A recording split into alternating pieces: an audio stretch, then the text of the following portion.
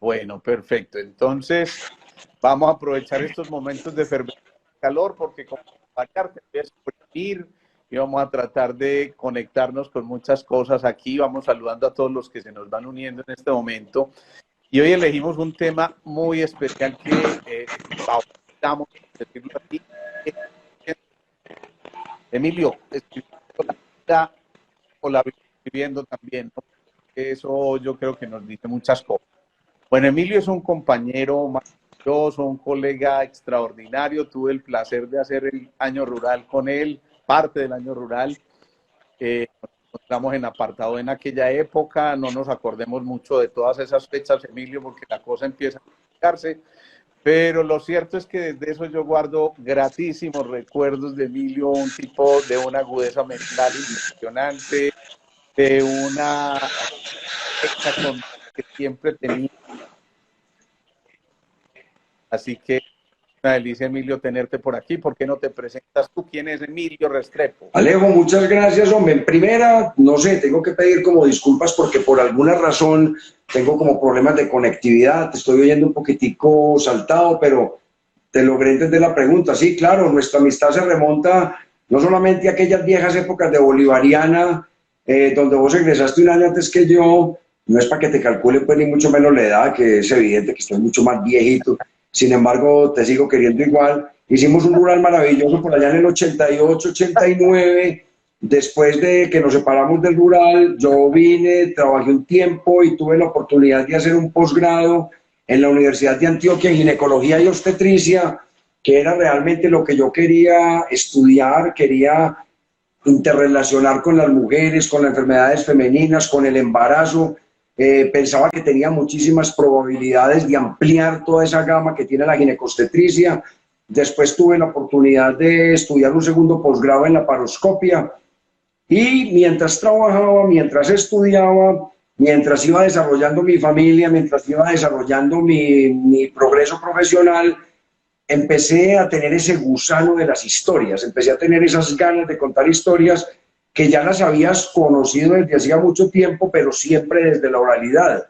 Yo quería siempre escuchar buenas historias. A vos y a mí lo que más nos unía, además de la medicina, por supuesto, y el colegaje tan bueno y la amistad tan buena, era esa pasión que teníamos por las historias.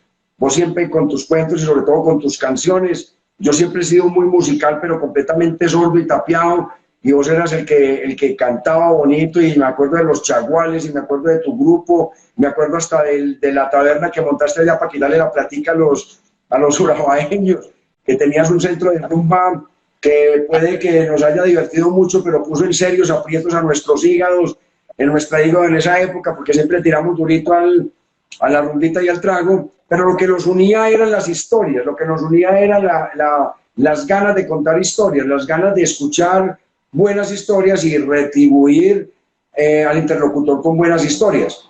Siempre he tenido la obsesión por las historias, me encanta que me echen un cuento bien echado, me encanta estar alrededor de las personas oyendo historias que me entretengan, que me permitan crecer, que me permitan entender mejor el mundo, que me diviertan, que me hagan reír, ojalá con dolor de estómago, que es lo que yo siempre estoy añorando, una buena carcajada, una buena risa.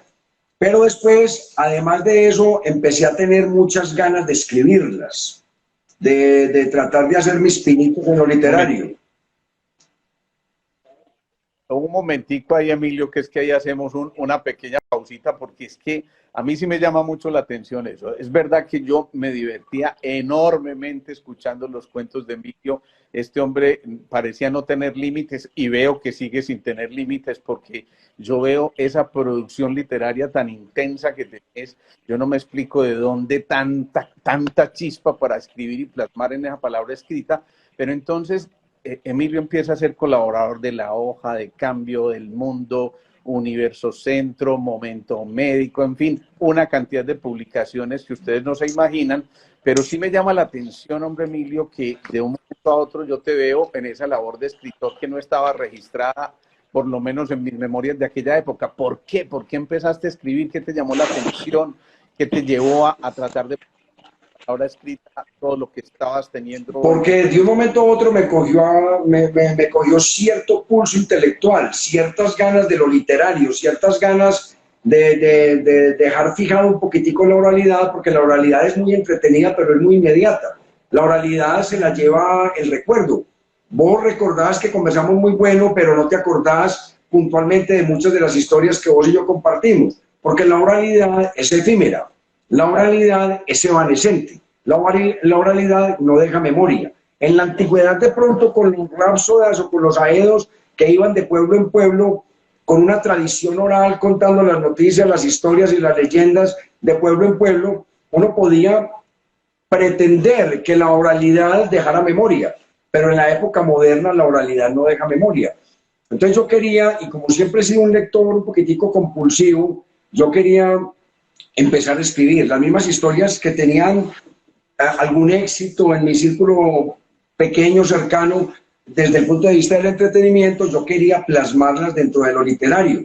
Y yo empecé a escribir, a escribir, a escribir. Lo que pasa es que en la época en que nos conocimos no eran buenas historias. O perdón, sí eran buenas historias, pero no estaban bien contadas. Porque yo participaba en todos los concursos de Medellín y en todos quedaba de último. En todos no funcionaban porque partíamos de historias buenas que tenían eficacia en lo oral, pero no tenían eficacia en lo literario, no estaban bien escritas. Porque por alguna razón, a pesar de buen lector, no tenía buenas herramientas para expresarme bien en lo literario. Entonces yo sabía que había algún problema, porque es que yo tenía éxito contando, pero no tenía éxito como escritor. Entonces, un profesor me resolvió el problema y me dijo, es que usted lo que necesita, así como usted aprendió a hacer una histerectomía mediante una técnica en el cual un paso B sigue un paso C y después un paso D para lograr un resultado final, entonces la literatura necesita una técnica, necesita unas herramientas, necesita además de conceptos, aspectos técnicos que lleven a hacer un texto eficiente. Entonces usted lo que necesita es estudiar, señor. Entonces, sí. ¿Te nace escritor o te vuelves escritor? ¿Tú qué dices? Le estoy preguntando porque muchas veces en estos lives llevamos a que la gente realice sus sueños y a que proyecte toda esa fuerza interior, todos esos talentos. ¿Será que cualquiera puede llegar a ser un buen escritor? ¿Será que cualquiera puede despertar esa vena de escritor? ¿O definitivamente es algo que se lleva por allá escrito, yo no sé si en el código genético o por allá muy internamente? Sí, es un poquitico lo que estás diciendo, Alejo, porque es que yo te pregunto lo mismo a vos desde el cantante. Yo me acuerdo como te miraba con esa envidia benigna cuando te escuchaba cantar muchas de las canciones de mis artistas favoritos. Yo me acuerdo cuando vos cantabas a Alberto Cortés, cuando cantabas a María Marta Serralima. Yo me sabía todas las canciones, me sabía incluso la entonación de esas canciones. Es posible que cayera en la armonía y en la nota de las canciones, pero cantaba como un bárbaro. Yo era poco menos que un troglodita para cantar esas canciones. No me funcionaban, eran malas. Y vos sabías que yo las sabía todas, y vos sabías que yo le seguía la armonía a la canción y no era capaz de cantarla por una sola razón. La genética me negó el privilegio de ser cantante. Entonces, mire que no todo el mundo puede ser cantante. Esa cosa tan coqueta y tan benigna que dicen ustedes los cantantes, que dicen, no, cualquiera canta, el que habla canta. Yo me río. Eso es imposible que el que hable cante. Los cantantes están dotados, tienen una conexión perfecta en 3 puntos, en el cerebro, en la garganta y en el corazón, y hacen un intermedio en las cuerdas vocales que hacen que tengan un resultado final de ser buenos artistas. Pasa lo mismo con la literatura. No todo el mundo tiene la capacidad de ser escritor, no todo el mundo está en función de buscar historias, no todo el mundo tiene la capacidad de organizar mentalmente las historias, no todo el mundo ha hecho un acopio de técnica literaria para tratar de aprender asuntos sintácticos, asuntos gramaticales, asuntos ortográficos. Es decir, te pongo un pequeño ejemplo de un taller literario. Hay talleres literarios donde las personas al año ya se han ganado un premio, a los 2 años ya tienen 2 libros, y a los 20 años tienen 20 libros. Y estando con compañeros que empezaron al mismo tiempo con ellos, los compañeros de pronto no han encontrado su camino, o porque no les interesa, o porque no han tenido la suficiente ambición, o porque no han tenido la suficiente visión. Bien. Y entonces ahí viene una pregunta también, Emilio. Vos empezaste a escribir algo de poesía, ¿cierto? Y hubo un momento en que yo siento que en tu producción literaria la poesía como que fue quedando atrás. ¿Qué pasó? ¿Cuál fue ese bache? ¿Qué Lo que ocurrió ahí? pasa es que hay un Eso me llamó síndrome en muchísimo la Colombia, atención. y es que Colombia tiene 50 millones de colombianos, de los cuales 49 millones 500 son poetas. Yo también caí en ese prurito de ser poeta. Cuando estaba joven, yo también cometí poesía, yo también hice algunas aproximaciones a la poesía y creí que eran poemas. ¿Qué puedo rescatar de los poemas de esa época? Que creo que tienen ingenio, creo que tienen alguna gracia, creo que de pronto pueden aproximarse a pintar imágenes o metáforas en los textos que traté de abordar como poesía, pero a medida que empecé a estudiar literatura, aprendí a conocer la verdadera poesía y aprendí a respetar a la verdadera poesía y descubrí que yo de pronto no tenía esa capacidad para ser un poeta, o por lo menos los textos míos se alejaban un poquitico de lo que yo pensaba que era la buena poesía, y empecé a respetarla de tal forma que aprendí a prescindir de ella. Entonces a la poesía, por el respeto que le tengo, la cojo como un amante, como lector, la cojo como un admirador desde Qué afuera, bien. pero por respeto trato de no cometerla, porque sé que lo que yo hago no es ni remotamente buena poesía. Y mientras más leo y mientras más viejo estoy, descubro que cada vez hay menos verdaderos poetas. Hay muchísima gente escribiendo poesía, pero pocos verdaderos poetas, por el respeto que la poesía se merece y por lo difícil que es.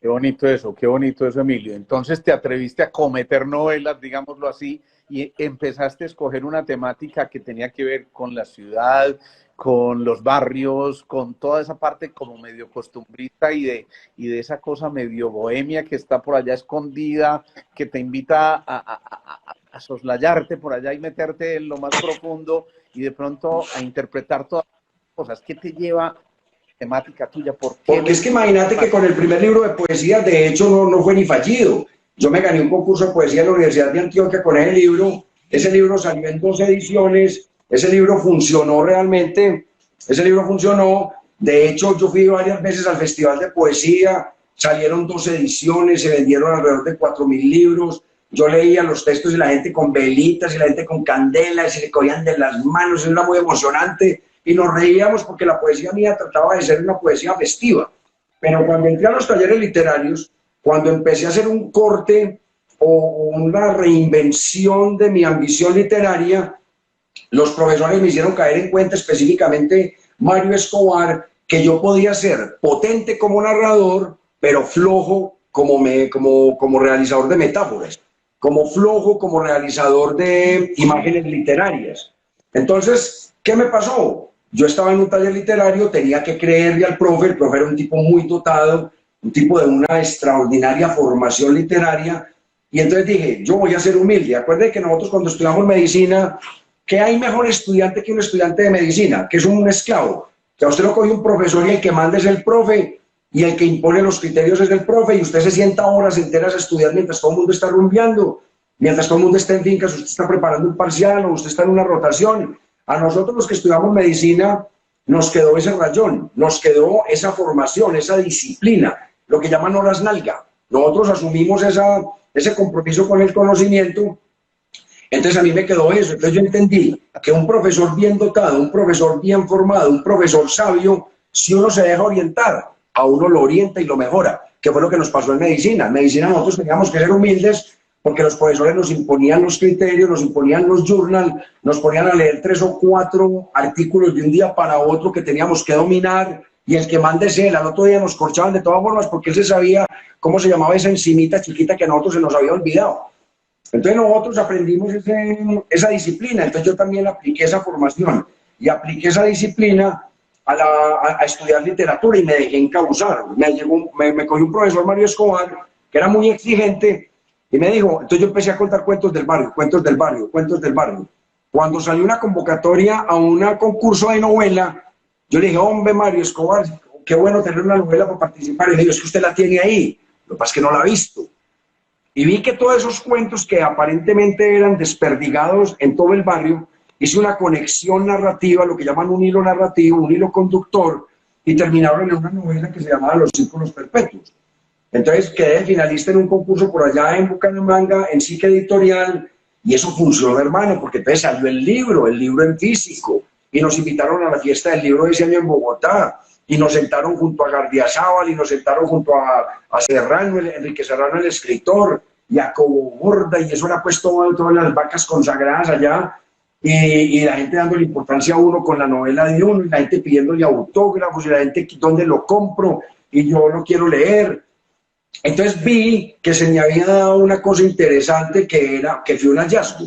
Es decir, lo que yo cuento, cuando le hago el caso al profe y aplico los elementos narrativos rigurosos y sigo un esquema mental y aplico un método que es el mismo que yo aprendí para hacer histerectomías o el mismo que usted aplica para hacer técnicas de acupuntura, que es un protocolo, que son unas guías, que son unos pasos, cuando usted las aplica, en la mayoría de los pacientes funcionan. Uno no garantiza que nadie se va a curar con todo lo que uno le haga cuando lo opera o cuando le aplica técnicas terapéuticas, pero la gran mayoría de los pacientes van a mejorar con técnicas que ya están probadas. Pasa lo mismo con la técnica literaria. Pero entonces empiezas a escribir toda la cantidad de cosas y de pronto entra una cosa por allá. Textos para pervertir a la juventud. No, ese fue el primero, Alejandro. Textos para pervertir a la juventud fue el libro de poesía, que fue el primero por allá en el 91. Y entre no.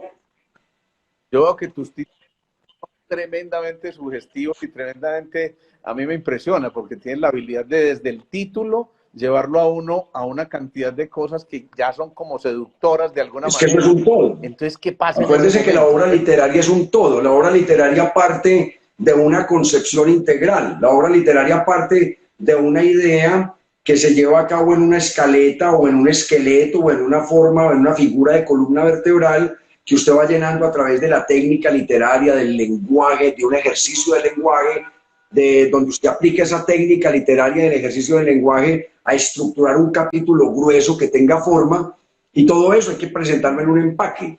Y el empaque es en el texto terminado, bien sea un cuento, bien sea una crónica, bien sea una novela, pero necesita un título eficiente, necesita un título que invite a disfrutarlo, que sea sabroso, que sea gustador, que dé una idea de lo que estamos tratando. Entonces, los textos para pervertir a la juventud es un título provocador.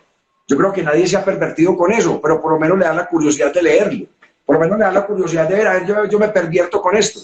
Pero allá resulta que usted se encuentra un texto de humor que de pronto lo entretiene. Eso fue por allá en el 91. Y yo di un salto muy grande entre el 91 y el 2004, que salieron los Círculos Perpetuos, fue porque me dediqué, ya graduado de ginecólogo, me dediqué, hombre, a llevar mercado a la casa. Yo tenía que trabajar, tenía que levantar una familia, tenía que sostener una obligación económica. Cuando uno sale de un posgrado médico, sale muy pelado, sale con muchas deudas, sale con muchas dificultades económicas y tiene que trabajar. Entonces yo me dediqué, no tenía muy clara la vocación literaria, tenía muy claras las ganas, tenía el deseo, tenía el gusano por dentro, pero no tenía como la vocación o el plan de trabajo. Entonces, ¿qué hice? Trabajé mucho, trabajé como un esclavo, que eso me dio otra gran enseñanza, trabajé muy duro esos 10 años, traté de consolidar un patrimonio que por supuesto se derrumbó porque a mí me persiguen las quiebras económicas, es una bacanería. Yo ya por eso descubrí que es mejor ser pobre que rico, como decía Pambelí, al contrario. ¿Por qué? Porque cada que hago un esfuerzo por conseguir plata me quiebro. Me he quebrado como 3 o 4 veces, entonces decidí que si no pienso en plata y no me vuelvo esclavo de la plata, voy a ser rico toda la vida. Entonces, ¿qué hice? Yo renuncié a la vocación de ser rico. Y en esta reencarnación, la fortuna me fue negada. Voy a ver si en esta reencarnación la felicidad me es propicia y voy a ver si la tentación literaria me sale. Entonces, dejé de meterle por el lado a la esclavitud del dinero y me le metí por el lado a la creación. Y hasta ahora me ha funcionado. Entonces, ¿el trabajo es malo? El trabajo puede ser seriamente perjudicial para la salud, se lo dice una víctima del trabajo. Yo llegué a hacer un trabajo adicto cuando pensé que lo que tenía que hacer era trabajar como un esclavo, y trabajaba de 6 de la mañana a 10 de la noche, me mantenía de lunes a lunes en un hospital, en una clínica, trabajando de manera muy eficiente, tratando de ser tratando de captar muchas cosas al mismo tiempo, y descubrí que no me quedaron sino hipertensiones, colon enfermo, quiebras, demandas y amenazas de muerte. Entonces, por eso le digo yo, lo mejor que me pudo haber pasado a mí en la mitad del camino fue haber tenido una tormenta perfecta que me puso en el camino que me tenía que poner. Porque entonces descubrí que en la mitad de mi vida, por allá un poco antes de los 40 años, descubrí que de un momento a otro estaba quebrado, descubrí que estaba demandado, descubrí que estaba amenazado de muerte, descubrí que estaba hipertenso, descubrí que me volvió obeso, descubrí que tenía toda esa tormenta perfecta para ir seguidito, derechito hacia el cadalso, hacia el ataúd, hacia el féretro. Entonces, me pasaron todo ese mundo de cosas y eso me invitó a una reflexión profunda. Como yo no tengo tendencias suicidas, ni soy depresivo, ni nada de eso, no, a mí no me interesa eso, yo me senté seriamente a cuestionarme para dónde cogía, porque me vi a los 37, 38 años, pelado, pobre, desacreditado, amenazado y con muchísimos problemas. Entonces yo dije, ¿para dónde cojo? Dije, por el lado del trabajo en exceso no va a ser, y no he hecho la mitad de las cosas que yo quería hacer. Entonces una vez me pasó una cosa muy interesante, además de todo lo que le conté de la quiebra y de la amenaza y de todo eso, fue que me invitaron en Bolivariana a dictar una conferencia sobre Alfred Hitchcock a la emisora. Y entonces yo salí de allá pues y que posando de experto, que porque sabía mucho de Alfred Hitchcock, y cuando me monté al carro me descubrí como un farsante, porque descubrí que yo en realidad había visto a conciencia de Alfred Hitchcock. Y Alfred Hitchcock tenía 48 películas fuera de las de televisión, fuera de la serie de televisión. Entonces dije, tengo 30 y punta de años, estoy siendo un falso experto en Alfred Hitchcock, entonces ¿cuándo voy a aprender? ¿Cuándo voy a estudiar? Yo tengo que cambiar esto porque no me está quedando tiempo por estar trabajando como un esclavo, no puedo ni estudiar cine, ni puedo hacer lo que yo quiero hacer. Hombre, y eso me llevó a tomar la decisión. Entonces dije, no voy a trabajar más por la mañana, me voy a regalar la mañana para mí. ¿Ya andamos a sacar mercado? No sé. Pensé seriamente en vender el cuerpo, el problema es quién lo compra. Entonces por ese lado no fue. Entonces, ¿qué hice? Me inventamos y me sometí a un proceso crítico, fuerte, incluso con miedo por parte de mis familiares de a dónde iba a llevar esta nueva decisión de vida. Y dije, alguna acabaremos, porque yo seguía siendo especialista, seguía siendo quirúrgico, seguía teniendo algún prestigio en el medio, de alguna forma me lo iba a inventar, pero dije que no iba a seguir siendo un esclavo. Incluso, Alejo, eso me costó una reflexión que yo compartí con mis oyentes en YouTube, que se llama Colega, no trabaje tanto. Es una reflexión que yo tengo montada en YouTube. Ah, no. ¿La conoces? En el canal de Teledón Matías, Sí, en el canal de Teledón bueno, Matías la tengo montada. Eso tiene mucho más de 100.000 y punta de visitas, y en el conjunto de una cosa que me quedó gustando, que son consejos a un joven colega, va más de 1 millón de visitas. Y es que además veo que hay una cantidad de cosas que son consejos a un colega. Y entonces el consejo es no compre finca de recreo, no trabaje tanto, cuidado con esas verdades que se revelan, todas esas cantidades de cosas, ¿de dónde empiezan a surgir y cómo hacen para llegar a la terta gente? ¿Qué pasa? Eso fue muy interesante, Alejo, porque eso surgió a partir de la docencia. Yo toda la vida he sido profesor de posgrado. Entonces, cuando yo le daba los seminarios a mis muchachos, a mis residentes, en la parte final del seminario estábamos hablando de hipertensión, estábamos hablando de endometriosis, estamos hablando de quiste de ovario, cualquier enfermedad ginecológica. Entonces yo les metí una cuñita al final. ¿Sabe por qué? Porque veía que estaban haciendo la misma carrera que yo estaba haciendo. Veía que estaban desesperados por ganar plata, por tener 3 y 4 trabajos, por hacer un curso rápido de divorcio, porque si usted empieza a trabajar de esa forma, los hijos crecen sin papá, la mujer crece muy contenta porque rápidamente se consigue el amante, y la vida no funciona, la vida no funciona. Entonces, ¿qué hacía yo después al final de los seminarios? Y era que les leía una reflexión en un ambiente de humor, en un ambiente de ironía, pero tratando de ser muy serio con los conceptos. Les leía lo que usted conoce como consejos a un joven colega. Entonces, que no haga bobadas en la vida, que yo ya las hice. Trate de no hacerlas, que yo le voy a enseñar por qué no se deben hacer.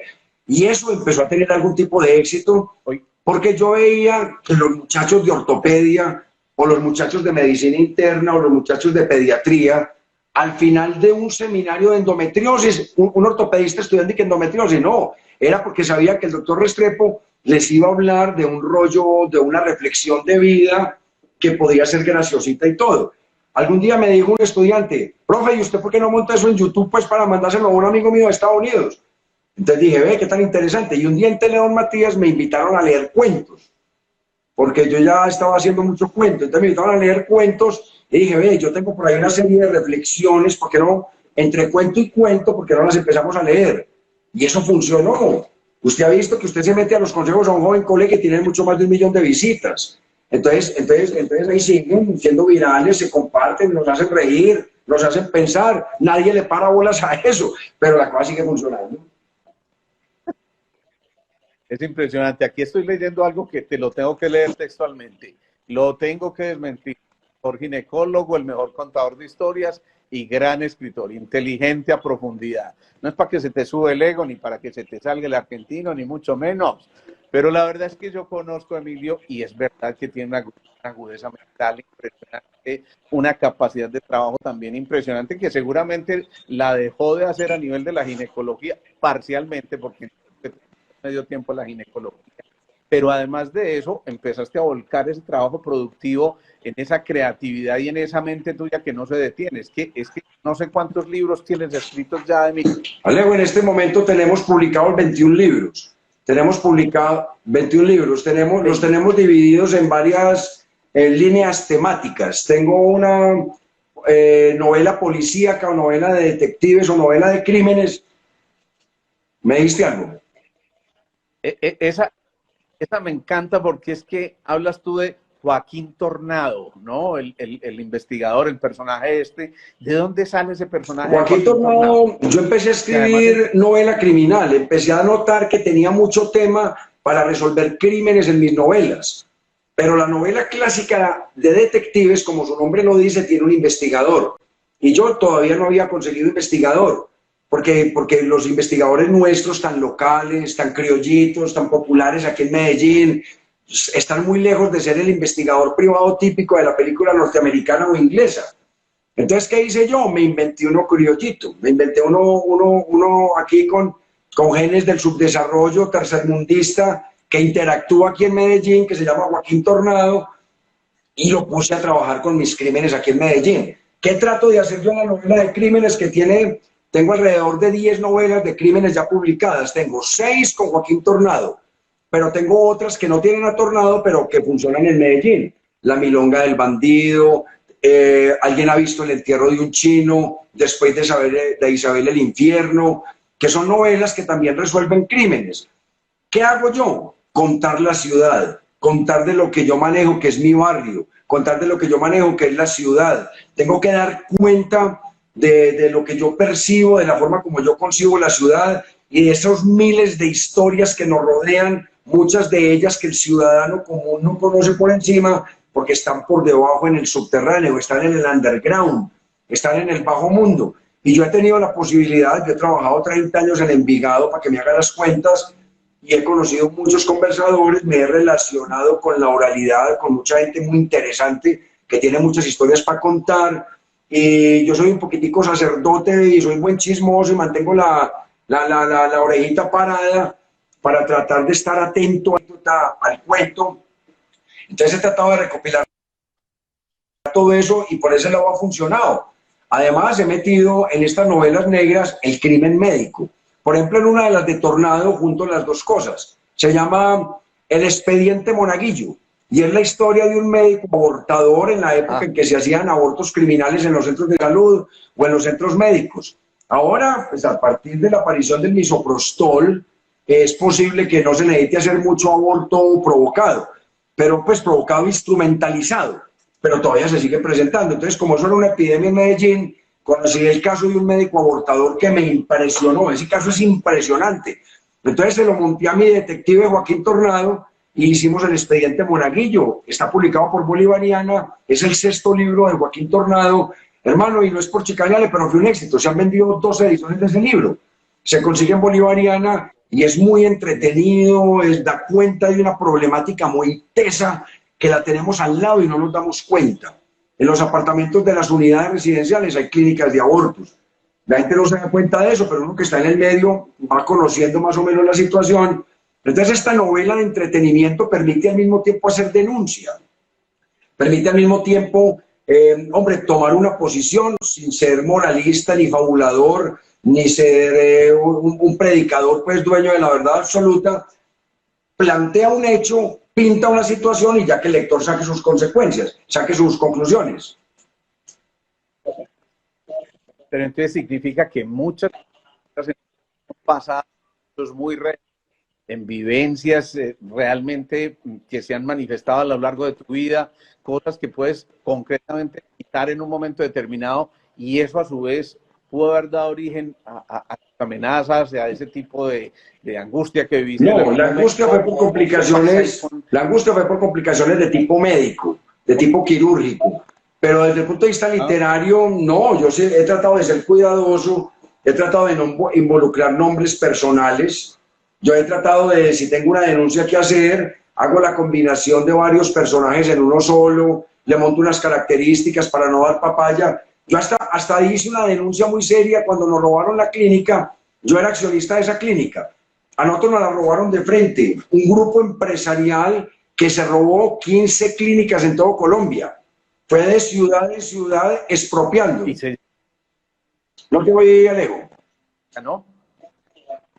Esa novela se llamó así. Y nos robaron la clínica, así se llama, y es una novela de denuncia, donde se dice, sin nombres propios, de manera fabulada, de manera novelada, se cuenta el mecanismo empresarial, el mecanismo con el cual este consorcio, este emporio económico, se fue desplazando por las ciudades pequeñas de Colombia y se robaron 15 clínicas, de una manera sistemática, de una manera empresarial. Eso fue todo un diseño, eso fue una ingeniería administrativa para despojarnos de las clínicas, y yo conté esa verdad.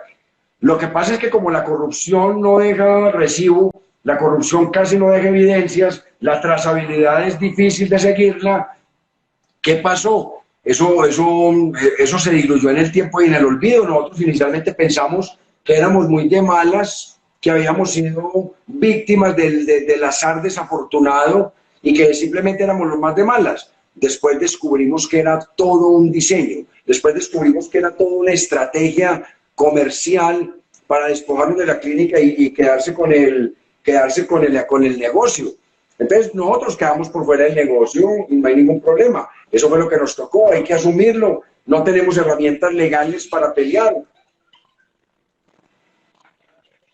Hago un pequeño paréntesis ahí, hombre Emilio, porque antes de meter una parte de tu obra literaria, y es que, a ver, nosotros muchas veces le aconsejamos a los pacientes que una manera buena y amena y agradable de eliminar mucha parte del estrés, de la angustia, de la problemática que tienen nuestros pacientes, de todas esas historias que de alguna manera imponen su modo de vida, su existencia y su historia, y cuando les aconsejamos escribir parte de esto, realmente creo que hay una muy buena oportunidad de dejar emociones, de esa ansiedad generalizada que yo creo que es el motivo que resulta hoy.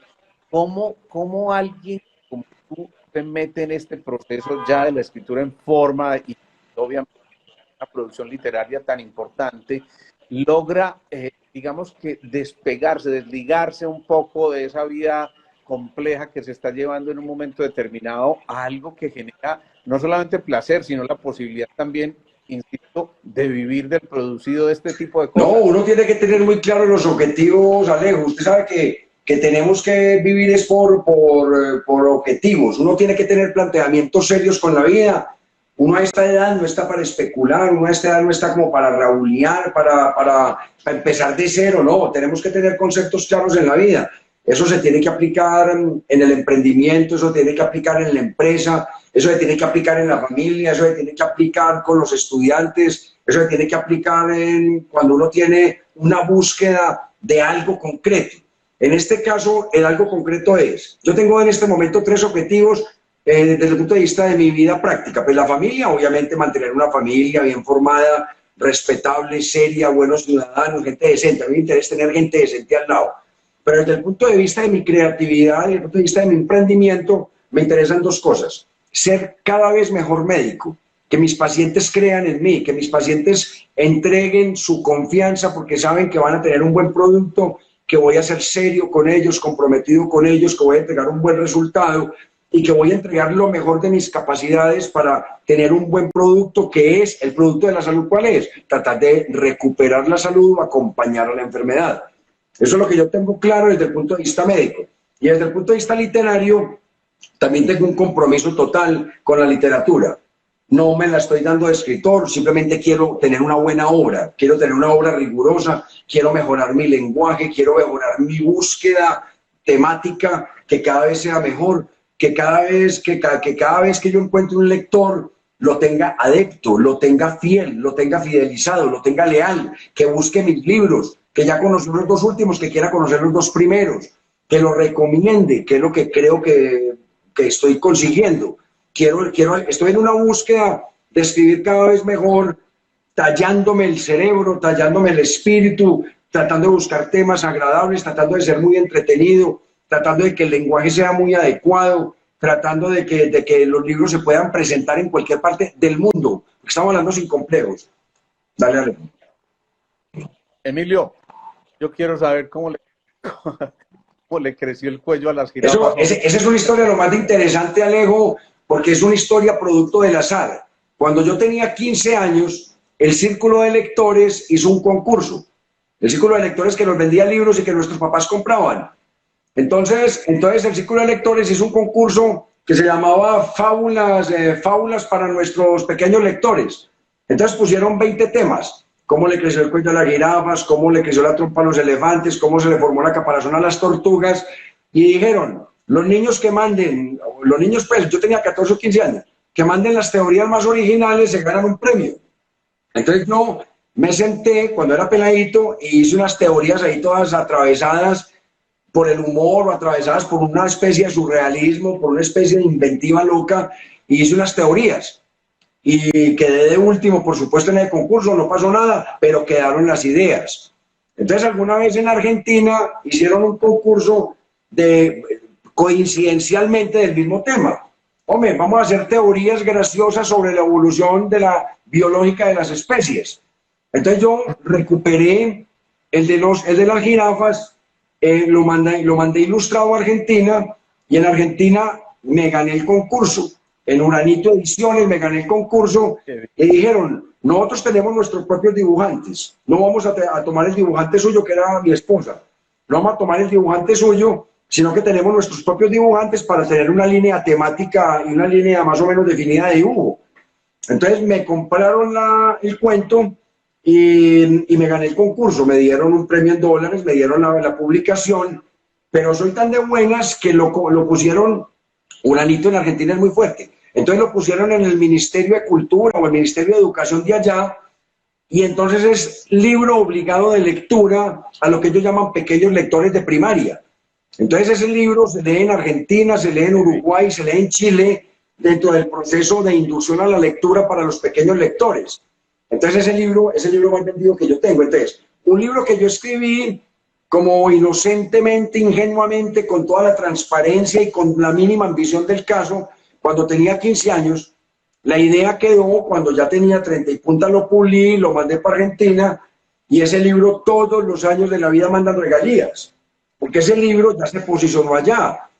Ahora estoy tratando con Bolivariana y con otras editoriales de darle continuidad a esas teorías locas de cómo le creció cómo se formó la caparazón a las tortugas, cómo la trompa el elefante, todo eso, que son cuenticos que ya han sido publicados, pero las quiero tener en una serie infantil, donde juguemos con el humor, donde juguemos con la creatividad mental, donde no nos ciñamos a la teoría biológica estricta, que para eso está Discovery Channel o Animal Planet o no sé qué.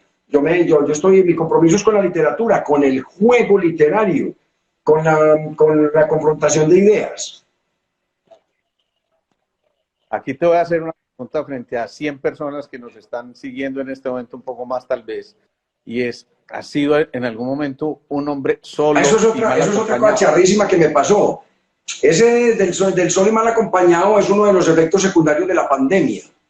Uno de los efectos secundarios de la pandemia. Ajá. Y yo empecé a notar que la gente se empezó a comportar rarísimo, o yo creo que todos, nos empezamos a comportar rarísimo en la pandemia. Yo tuve la posibilidad de no estar encerrado, porque como yo soy empleado público, empleado de un hospital, me tocaba ir todos los días al hospital, porque yo en una casa solo encerrado me enloquezco. Pero entonces empecé a notar gente rara, y un día pisé una caca de perro. Bajando al parque pisé una caca de perro.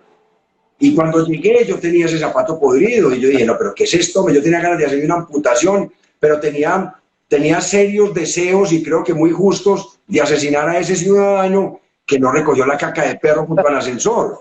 Entonces empecé a notar un patrón de comportamiento muy raro en la gente. Vi que mucha gente que normalmente cuando no vivía en el edificio, cuando tenía que trabajar, se trabajaban, fumaban vareta en otra parte, pero como ya no podían salir, entonces hacían todo lo posible para irse para el bosquecito a fumar vareta, pero gente importante, o sea, profesionales destacadísimos, periodistas, jueces, no voy a decir nombres porque es delicado. Entonces empecé a notar una serie de comportamientos, el manejo de las cacas de perro, el manejo del narcisismo, como empezamos a mirarnos tanto en los ascensores, el manejo del narcisismo, pero obsecuente en los ascensores, las peladitas tomándose 25 y 30 selfies, los pelados mirándose los pectorales en el coso del ascensor, mandando de piquitos. Entonces yo empecé a notar que había una serie de comportamientos como que yo no había notado porque no había tenido tiempo de mirar la unidad por dentro.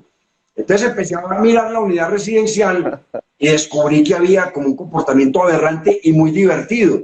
Entonces empecé a escribir durante la pandemia unos cuentos sobre un hombre solo, que él era un neurótico, él era un tipo que vivía solo y no se aguantaba la gente y mejor subía por las escalas para no meterse al ascensor, y era un obsesivo compulsivo, con un trastorno obsesivo compulsivo muy claramente definido y con una rabia reconcentrada y con unas ganas de venganza permanentes. Entonces al tipo le dio por empezar a matar perros, porque no pudo conciliar con sus dueños, empezó a asesinar perros, un asesino en serie de perros. Me pareció muy interesante encontrar un asesino en serie de perros.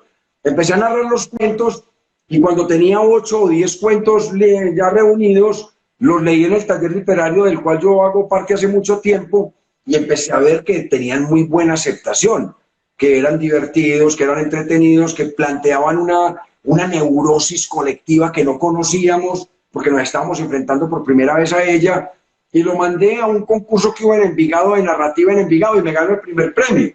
Entonces, en el municipio de Envigado sacó el libro que se llama Un hombre solo y mal acompañado, con una editorial muy respetable que hay aquí, que es la librería Gramata o Grámata. Entonces, Grámata publicó el libro. Alejo, no te imaginas el éxito de ese libro. El libro se vendió todo. Pero lo más interesante del libro fue que una vez descubrí que un amigo mío estaba haciendo unos dibujos en Instagram que pintaban exactamente lo mismo que yo estaba pintando con mi neurótico. Él lo estaba pintando en sus cuadros y no nos habíamos puesto de acuerdo. Entonces yo lo llamé, él se llama Carlos Marín. Le dije, Carlos, ¿oíste que toda esa manada de tipos? Y tenía perros muertos, tenía gordos, tenía manes con el tapabocas por ahí con miradas oprimidas, con miradas de rabia. Y entonces le dije, Carlos, ¿vos en qué andás? ¿Esos dibujos qué, hombre? Entonces le conté de lo que yo estaba escribiendo y él me contó de lo que él estaba pintando. Entonces la propuesta que le hicimos al municipio de Envigado fue un libro de cuentos ilustrados con esa misma ambiente opresivo, esa atmósfera oscura, pero muy divertida, muy charra, con ese humor retorcido que se plantea ahí, y nos ganamos el primer premio. Entonces Grámata lo publicó y hemos contado con una suerte de que hemos tenido muy buenos comentarios. Ese libro lo han leído en Cuba, lo han leído en Venezuela, han salido comentarios en revistas internacionales. Grámata ya casi que vendió toda la edición, están pensando seriamente en una segunda edición, y como la gente en pandemia lee tanto, aprovechamos que mucha gente lo quiso leer y contamos con la aprobación de los lectores, y me he sentido muy contento con el resultado de ese libro, que ese libro es un libro express, es un libro rapidísimo, que se hizo rápido, se corrigió rápido, se dibujó solo y salió solo y ganó su espacio en el mundo. La impresión es que de cualquier temática, para ti surge un libro, de lo más elemental, de lo que uno observa en el día a día, como la cotidianidad, sin ninguna cosa así como especial, y de pronto tú de eso haces un libro. Es que me impresiona. Esa es la literatura, Alejo. Yo en este momento acabo de ver una sombra que pasó por detrás de usted. La acabo de ver en este momento. Entonces yo ya sé que en su casa hay un fantasma. Yo ya sé que usted no se había dado cuenta de que usted se está desvelando por las noches porque en su casa hay una presencia. Ya está listo el cuento. Ya está listo el cuento. Ese es otro para el... Entonces, de eso se trata la literatura. La literatura es tratar de mirar, mire, en esa escultura que usted tiene atrás, que ve una maternidad primitiva, que hay un niño acercado a una figura primitiva, puede haber toda una historia, porque puede haber el que se la regaló a usted, que puede haber sido un tío suyo que estuvo en África, salió fugado de esa tribu porque tuvo relaciones de pronto pecaminosas con el jefe de la tribu. Y él salió de allá porque estaba seriamente amenazado de muerte, vino a Colombia, pero cuando llegó a Colombia, el tipo traía un maleficio que le hicieron el médico brujo porque estaba teniendo relaciones con la esposa del jefe. Y él pensó que se había librado porque se trajo esa escultura y pensó que había coronado porque llegó a Colombia sano. No, aquí fue que empezó su infierno, porque apenas le estaban metiendo el alfilercito por allá en ese muñeco que hicieron y él pensó que había coronado y mentiras, que lo que estaba era camino a la muerte. Y usted no sabe que detrás tiene una escultura que es la presencia de la muerte y la evidencia de la muerte de su tío. No, hermano, definitivamente la regalía. No, es que de ahí sale la literatura, simplemente busque. Así como usted encuentra todas esas ideas para sus artículos de superación personal, de crecimiento interior, de revisión interior, de equilibrar todas esas energías y tratar de tener un ser humano creativo, productivo y sano, que es lo que usted busca con su medicina o lo que todos buscamos, pero usted lo ha interiorizado. Entonces yo, si quiero hacer una búsqueda literaria, tengo que estar detrás de los temas.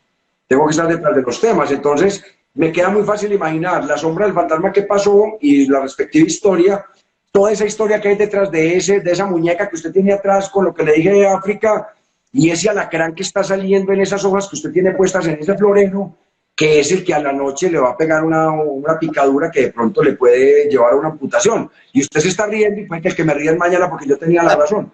De ahí salen las historias. Entonces, yo observando el panorama que usted me está pintando, puedo plantearle la posibilidad de hacer 4 o 5 buenas historias, porque mire que de eso sale el germen de una idea. ¿Qué hay que hacer? Establecer un esqueleto, una escaleta, un ejercicio de creación y ponerle un lenguaje adecuado, un lenguaje contenido, un lenguaje eficaz que permita que esa historia sea atractiva y valga la pena contarla. Lo que más me emociona es ver que sigue siendo ese niño que se sorprende, ese ser que siempre está dispuesto a ver muchas cosas, ese ser que tiene una imaginación que no termina definitivamente, pero que tienes una particularidad muy especial, y es que logras llevarlo a uno en la historia, digamos que transformar el entorno en un momento determinado en el que uno termina literalmente metido en la historia, y eso no es para nada fácil, porque te estás encargando de crear esa pantalla en la que uno ve desde su parte, a lo mejor subconsciente y seguramente muy consciente también, todas esas historias que vas dibujando, todo eso que vas hilando y todo ese hilo conductor del que hacías mención ahorita, y me parece absolutamente fascinante tener esa capacidad y lograr entonces plasmar que te estás imaginando, porque yo sé que todo te va mucho más rápido que la velocidad con la que puedes escribir, pero es que de verdad no dejo de sorprenderme, porque yo estoy encontrando el mismo joven con el que yo me encontré cuando hicimos el rural, y tal vez enriquecido por muchísimas más historias, por supuesto, pero con la misma agilidad y con la misma capacidad de mantenernos atentos. Yo recuerdo que yo disfrutaba mucho esas conversaciones con Emilio, porque en verdad que uno no quería que terminaran nunca. Ahí estaba diciendo alguien que nos estaba siguiendo, yo me quedaría 24 horas con todo, y de verdad que ese privilegio... Muchas gracias, Alejo, muy querido, muy generoso. Tenemos, sí, cada cual tiene su forma de expresión, así como usted tiene la oralidad, la medicina como arte, y así como tiene la música. Yo he tratado de desarrollar las historias. ¿Cómo hay que desarrollarlas? Con entrenamiento, hay que entrenarse, hay que preocuparse por tener una cantera de historias. ¿Y de dónde salen las historias? Las historias salen de lo que le cuentan a uno, de lo que uno mira, de lo que uno observa, de lo que uno lee, de lo que uno transforma, eso es lo que uno mira hacia afuera y lo que uno coge desde afuera para el papel, pero desde adentro es lo que le estamos diciendo. Cuando uno mira para adentro y empieza a inventar cosas, salen cosas, y el tiro es organizarlas. Mira las palabras que nos escribiendo nada menos que uno de nuestros profes, colegas, un ser humano maravilloso, el doctor Álvaro Villa, que dice que desde estudiante tenías una agilidad envolvente. Entre otras cosas, Álvaro, se me está haciendo el loco porque hace rato tiene una invitación a que hagamos un live acá con él también. Saludos a Álvaro. Ahí te dejo excelente. la inquietud. Pero lo estimamos mucho. Es un personaje maravilloso, extraordinario y de un corazón. Ahora, Alejo, te cuento la última cuñita, Esta semana estamos lanzando un libro que se llama Medicina bajo sospecha. Tuve el privilegio de que la Universidad CES lo evaluara y me invitaran a publicarlo porque es un libro que hace un análisis de la parte médico-legal. Toca todas esas cosas que tocan la parte más horrible del ejercicio de la medicina, que es las demandas médicas. La mayoría de las demandas tienen una base en alguna complicación, pero muchas veces son injustas, muchas veces son motivadas por el afán económico, o el afán de retaliación, o el afán de venganza, pero la mayoría de las veces es por plata, para que no nos digamos mentiras, porque hay muchos familiares ávidos de dinero y porque hay muchos abogados de muchas facultades varados que le prometen a la familia que esa complicación, si la demanda, se van a ganar una millonada porque todos los médicos son muy ricos, pero ellos saben de entrada que van a perder la demanda, porque es una complicación, un riesgo inherente, porque no es culpa de nadie que se infecte, porque no es culpa de nadie que haya quedado una cicatriz fea, a pesar de que no haya hecho bien las cosas.